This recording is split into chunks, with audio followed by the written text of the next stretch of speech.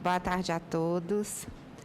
Primeiramente, quero parabenizar o presidente da CPI da Previdência pela iniciativa, que, com certeza, como estava dizendo meu colega, professor Teodoro, nós iremos abrir essa caixa de Pandora. Bom, me coube aqui, senador Paim, falar especificamente sobre a situação dos regimes próprios de previdência. Meus colegas anteriores já falaram sobre regime geral.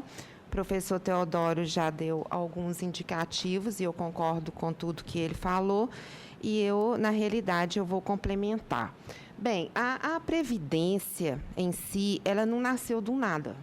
Ela nasceu com um desenho. E esse desenho, que deu origem a um sistema de previdência, esse sistema protetivo, ele já nasceu preocupado com receitas, com capitalização, como que ele ia ser sustentável. O Otto von Bismarck, o chanceler, né, preocupado com a greve dos trabalhadores, ele simplesmente não falou assim, nós vamos proteger os trabalhadores. Ele desenhou um sistema que seria sustentável. Nas minhas palestras, eu tenho falado anteriormente que a gente parece que está andando em círculos. Mas agora, senador, com essa PEC 287, eu creio que a gente está andando para um abismo. Voltando, né, aqui no Brasil, nessa época de Bismarck, a época da Revolução Industrial, com a lei de 1888, lei 3.397, que fixou a despesa geral do Império, essa lei já trazia outras fontes de financiamento que não só contribuição de segurados e contribuição patronal. Veja que realmente, seguindo esse desenho, né, do nascimento da Previdência, já existia essa preocupação. A Lei Eloy Chaves, que todo mundo conhece, o marco da Previdência Social no Brasil, porque eles falam que foi a lei que previu a aposentadoria junto com pensão. Na Lei Eloy Chaves, já existia o que hoje a gente chama de políticas de investimentos. Isso em 1923, há quase 100 anos, já existia essa preocupação. E como eu vou falar do servidor, senador, eu tenho que fazer uma correção aqui, porque dizem que o problema do sistema de previdência, e o governo coloca o regime próprio nessa conta, junto com o regime geral, fala que o servidor nunca contribuiu para o sistema. Não, o servidor contribuiu sim, gente. Na criação do IPASE, ele contribuiu. O IPASE foi criado em 1938, que era o Instituto de Previdência dos Servidores. Lá existia, inclusive, alíquotas progressivas na política socialista do presidente Getúlio Vargas. Sabe quando que o servidor parou de contribuir? O servidor parou de contribuir quando, na época da ditadura, com o decreto-lei número 200, pegaram-se as carreiras públicas, as carreiras típicas do Estado e falaram assim, eles não precisam contribuir. Isso aqui vai ser dos tesouros. Por que fizeram isso? Eu não preciso estar conjecturando aqui, entendeu? A própria situação do momento já me mostra isso. Bem, Constituição de 1988, como o doutor Diego colocou muito bem. A Constituição de 1988, fruto de uma Assembleia Nacional Constituinte de 1987, ela traz no preâmbulo dela as suas diretrizes. Qual que é a principal, uma das diretrizes que está lá na Constituição Federal de 88? Bem-estar social de todo tamanho. Gente, a Constituição da gente, não adianta falar comigo, ela é socialista. Ela está preocupada com o bem-estar social. A Constituição nos garante o todo, ela nos garante a ampliação da proteção social e não essa diminuição da proteção social. Bem, seguindo, nós temos emenda constitucional número 20, como eu falei, nós sempre caminhamos em círculos, foi lá para trás a entender que teríamos que voltar com esse caráter contributivo, passando o tempo de serviço para o tempo de contribuição. E caminhou junto com a Emenda Constitucional número 20, como todos sabem, a Lei Geral dos Regimes Próprios de Previdência, que é a Lei 9.717, que previu contas separadas, constituição de fundos integrados de bens, direitos e ativos com finalidade previdenciária, aplicação dos recursos segundo regras do Conselho Monetário Nacional. Bem, vários estados e municípios, o que fizeram? Uma segregação de massas, e o primeiro foi o Paraná. Essa segregação de massas, o que significou? Eu tinha o fundo financeiro, que é esse fundo que é um pacto de gerações, que é chamado, né, a população de servidores ativos está contribuindo para os inativos, num sistema de caixa mutualista. E isso, com esse histórico do servidor, né, da época de exceção, da época de ditadura, que ele não ia contribuir, isso gerou o que a gente chama insuficiências financeiras, serviço passado. Então, qual que era a matemática, vamos dizer assim, para salvar os fundos previdenciários? Eu iria fazer uma segregação de massas e instituir fundos capitalizados. E nós instituímos fundos capitalizados. O que aconteceu? O doutor Teodoro já falou do Rio de Janeiro, que fez uma operação de risco, eles entregaram, né, de mãos beijadas a Rio Previdência. No Paraná, que foi o primeiro, ele foi constituído, e aí entra os cálculos atuariais, que todo mundo fala, e isso na PEC 287 a gente não vê, mas para o servidor público especificamente, o cálculo atuarial ele tem que prever expectativa de vida, taxa de crescimento salarial, paridade, indexação geral, taxa de rotatividade do servidor. Nós sabemos que algumas carreiras, o servidor simplesmente ele passa como se fosse uma experiência, ele não fica na carreira, né? Projeções de aposentadoria, eu tenho que estudar como é que é a invalidez, com sua frequência, quais são as categorias que têm mais aposentadoria por invalidez, etc. Realizações, como que são feitas as aposentadorias ordinárias, incidência das compulsórias, etc. E tal.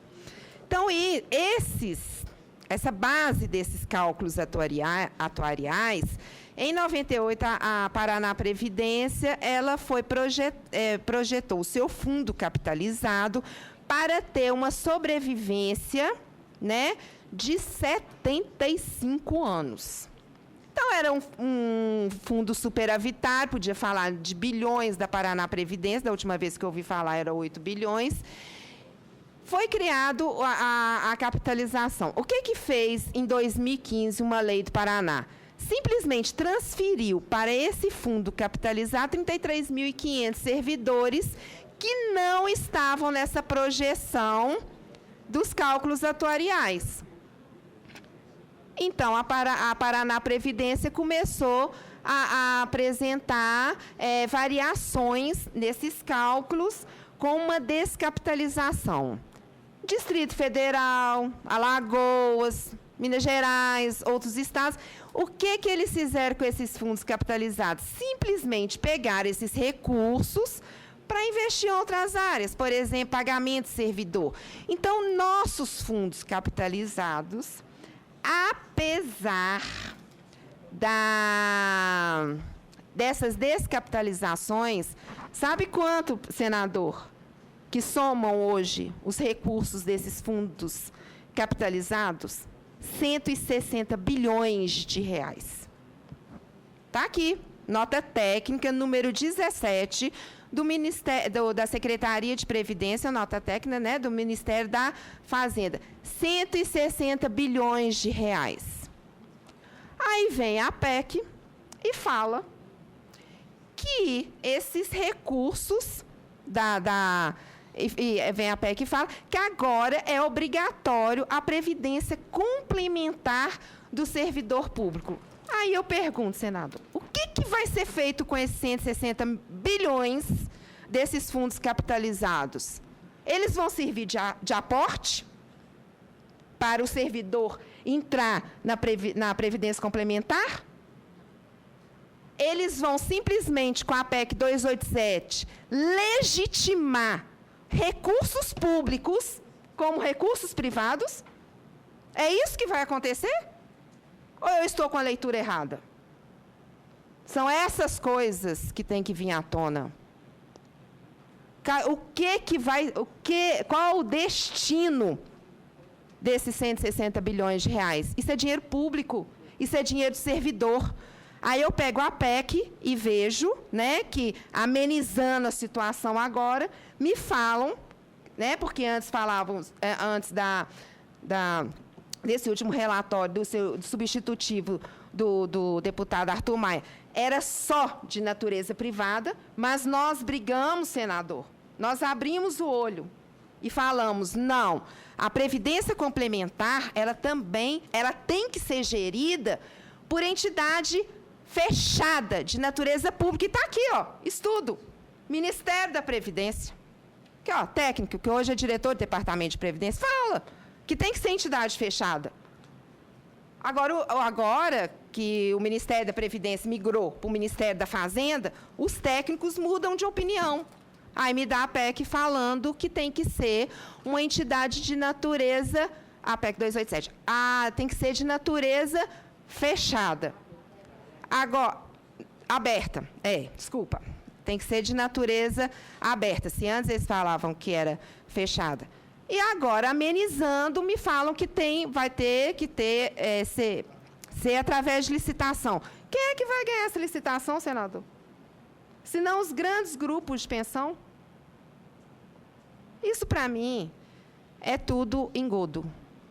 Realmente, o que nós estamos vivendo hoje no Brasil é contrário às recomendações atuais do Banco Mundial. O Banco Mundial, em 1994, ele criou as recomendações dos 3 pilares. Hoje, o Banco Mundial fala que as recomendações são multipilares. Em 2005, no último documento do Banco Mundial, o que ele fala? A Previdência ela tem que ser focada, primeiramente, através da linha de pobreza. Onde estamos vendo hoje essa recomendação do Banco Mundial, se na realidade o que se passa com essa PEC é a mercantilização da proteção social. Bom, e já foi falado, os regimes próprios, e eu vou acrescentar, os regimes próprios, eles foram criados, desenhados para serem sustentáveis. Uma coisa que muito se aventou foi a criação de novas receitas, como já estavam falando aqui. Essas novas receitas, nós tivemos várias proposições legislativas e nenhuma delas foi votada, como os prêmios de loteria estaduais, PL 472 de 2009, Loteria Federal, o PASEP, que foi através do MP, o DPVAT, que é o projeto de lei do Senado, número 16 de 2008, que no final de 2014, simplesmente a proposição estava arquivada. Então, não se buscou essas novas fontes de receita. Por que não se buscou essas novas fontes de receita? É uma questão também que nós temos que averiguar. Por que esses projetos foram simplesmente arquivados?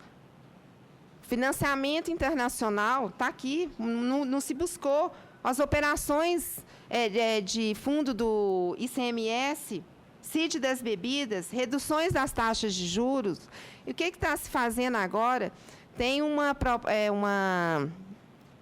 medida provisória agora, a 778, que ela simplesmente pega esses recursos, né, dos tesouros, as insuficiências financeiras, simplesmente para parcelar em 200 meses, fala assim, eu estou perdoando a dívida de vocês dos fundos financeiros, porque agora realmente o que a gente tem que fazer é buscar a previdência complementar. A PEC 287, ela foi construída, ela foi engendrada dentro do Conselho Nacional de Dirigentes de Previdência, gente. Eu tenho a ata aqui para provar isso. Ela foi construída, entendeu, com os próprios gestores que o professor Teodoro estava falando. Nós não temos esse gestor de previdência no Brasil. O que temos de gestor é simplesmente aquele gestor a serviço do seu governante. Nós não temos gestor com perfil previdenciário, com capacidade previdenciária. Então, eu pego um conselho que não tem representação de trabalhador nenhuma, engendro uma proposta de emenda constitucional com esses números que só o governo traz. E aqui eu quero até abrir um parênteses, que a Confederação dos Servidores Públicos do Brasil e a nova Central Sindical fizeram um requerimento enorme para o secretário Marcelo Caetano, do Ministério da Previdência, pedindo toda a documentação atinente aos regimes próprios, inclusive o demonstrativo de aplicações e investimentos desses recursos, 160 bilhões, demonstrativos de informações previdenciárias e repasses, demonstrativo da política de investimentos e demonstrativo do resultado de avaliação atuarial. São 21 documentos pedidos, aqui, ó, para o Ministério da Previdência, não responderam até hoje, e essa cópia, senador, nós passamos para o presidente da CPI, que o poder que lhe dá a CPI, para ver se conseguimos enxergar, ver o que tem por detrás dos regimes próprios de previdência no Brasil.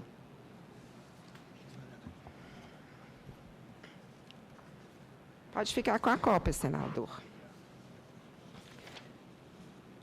Bom, então, no âmbito do CONAPREV, foi cogitado, né, a PEC, a ata está aqui para quem quer ver, não tem representação de trabalhador nenhum no conselho, é um conselho só de dirigentes, com apoio, inclusive, hoje, que está tendo de associações de âmbito nacional, associações de entidades de regimes próprios de previdência, que são associações fechadas, e parece, né, que estávamos conversando hoje, que também estão a serviço do governo. Aqui eu trago outro estudo coordenado pelo secretário Marcelo Caetano, em 2008, que fala das unidades gestoras. O próprio 2011, desculpa. A importância da entidade gestora, o próprio secretário Marcelo Caetano fala que o problema dos regimes próprios é a unidade gestora, professor Theo. Ele fala isso, está aqui no documento, para comprovar. Eu tenho aqui estudo, ó, Ministério da Previdência. Previdência Social, desculpa, não tem mais Ministério da Previdência. Previdência Social. Esses 160 bilhões estão aqui. Aqui não tem investimento ainda de regime próprio. Quanto é que significa isso aqui? Quanto que esses 160 bilhões, doutor Diego, pode significar para a iniciativa privada? Previdência dá lucro.